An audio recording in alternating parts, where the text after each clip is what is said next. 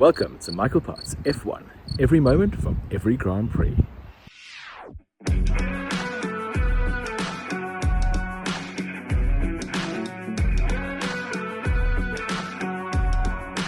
Today, we're joined by Natasha Lee from Milkshake, one of the best resources for Formula One information out there. There's links in the description below. Hi, my name's Natasha from Milkshake, and there is so much we need to unpack from the Canadian Grand Prix. From Mercedes being on a roll and Kimi's first podium to pressure building at McLaren, and what's going on with these rumors about Fred and Ferrari's leadership as we go into the second half of the year. These are the storylines you need to know going into the Austrian Grand Prix. Come listen to Michael and I as we unpack it all. I'm here in a small town just outside Spielberg, preparing for the Austrian Grand Prix. I mean, look at this place. It's absolutely gorgeous. This is one of the most beautiful Grand Prix we go to in the entire year.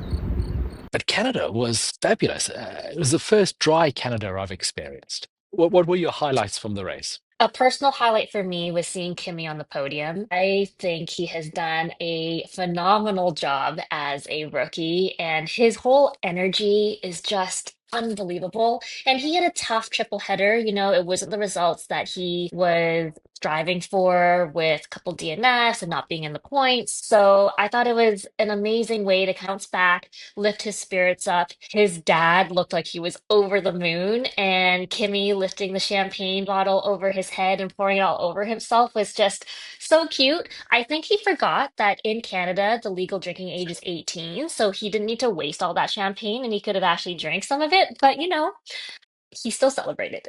I did see him do the same move when he won his first F2 race last year. I think it's a reference to Senna in Brazil when Senna won that race where he only had one gear or like half a gear working and he produced one of the best drives of his life. He pours the champagne over his head. And there is similarities between Kimi and Ayrton. Like when you look at them visually, their hair is similar, their eyes are similar. There's a mischievous about Kimi that is fabulous. And I hope he never changes.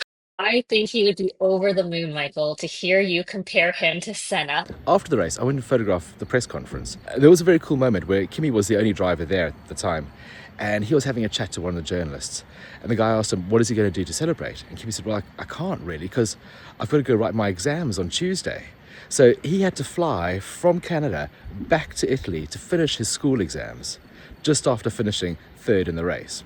And how amazing is Mercedes doing right now, with how their season is turning out so far? Yeah, so they brought a big upgrade to Canada, and it's hard to tell if it was the upgrade. George has been there and thereabouts for quite a few races. He's got a few podiums, got a few top three qualifying. But if you remember last year, Mercedes were very, very strong. He should have won that race, and Max drove an outstanding Grand Prix to claim that win. But it could also be that Canada was a little bit cooler. It was a very specific track. It's hot in Austria. And if they haven't got over their heating issues, I don't think they're going to do as well here as they did there.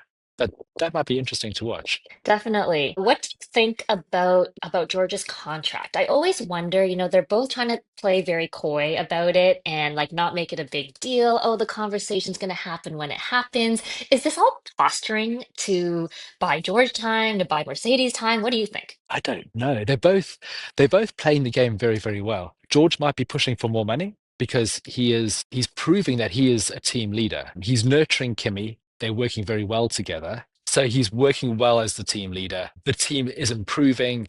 The results are getting better. They're in a much stronger position now than they were last year. There's more harmony. All of those things really kind of show that he is the number one driver.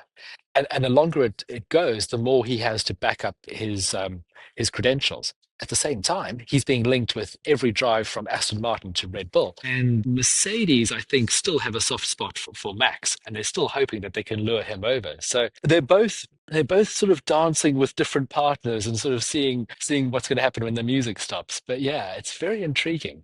Well, I'm sure it's only going to get more intense from here on because it's June and silly season is typically August, right? So the rumor mill will be in full force. Where do you see him ending up next year? I feel like to me, George is a Mercedes boy. He has so much personal and emotional connection with that team. So I have a hard time actually visualizing him on another team.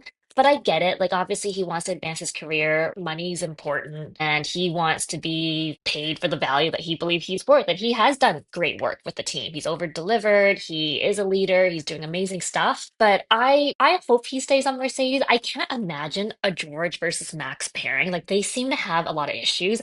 Like, them on the same team. I think it'd be great as a fan to see what type of drama would happen, but I don't know if that is like a good move for him mentally. Did you watch on the sort of podium celebration with Max? I was trying to see if the two of them would talk to each other, and they didn't really. They kept moving apart every time they had a moment where they could be standing next to each other. Neither of them wanted to be there. Towards the end of the celebration, they were fine, but everywhere up until that point, it looked frosty.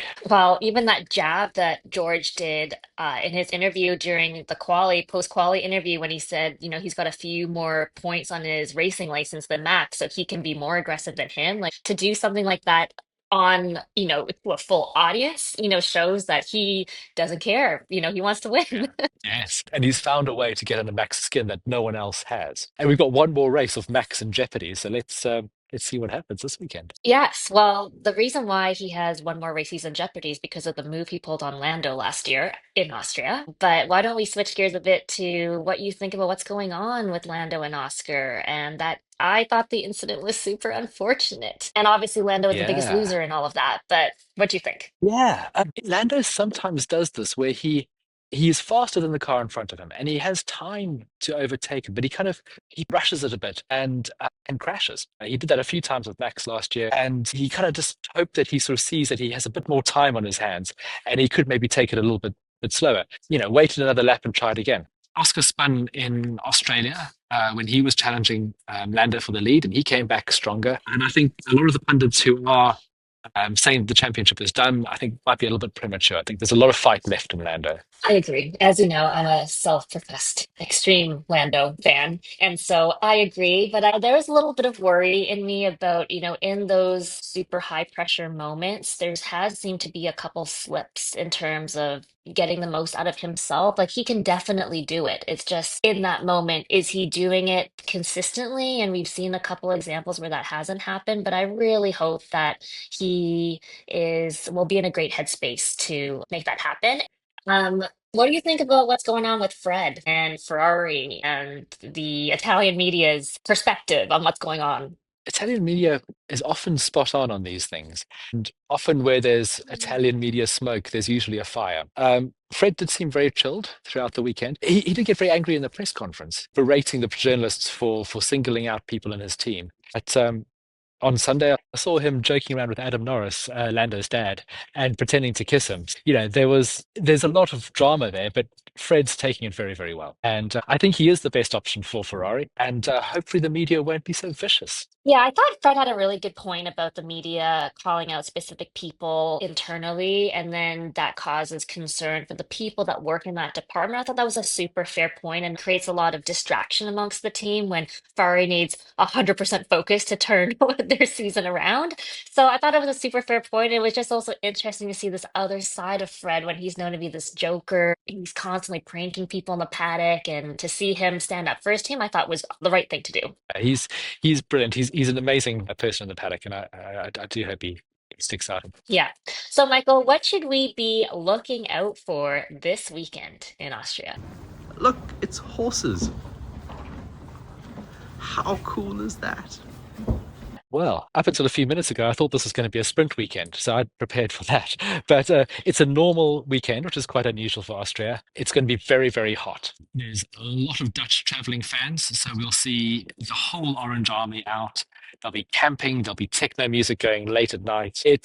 It's a real carnival. It's kind of music festival meets motor racing. So from the fan point of view, it's a phenomenal one. I would be looking out for a strong Red Bull and a strong McLaren showing this weekend. And it'll be interesting to see Lando versus Oscar. Lando's always done brilliantly here. And yeah, it could be one that he bounces back. I sure hope so. That is what I am definitely rooting for in the McLaren camp. And I hope that there will be good racing. The track is so beautiful with, Yeah. the scenery. And we went last year And I know exactly what you mean about the party that it is. I actually had a little bit, I think, of culture shock when I went there. I did not know that this is how a race could be in like a part of the world, but it was super cool. And like you can really feel the love of the people coming to this race and their passion for F1. So yeah, I'm super stoked to see how this evolves. Thanks for joining us, and until next time, bye for now.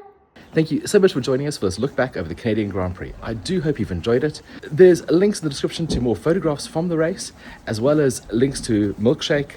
Do check it out, it's absolutely brilliant. Now, I better get off and photograph some Austrian Grand Prix. So until the next one, goodbye.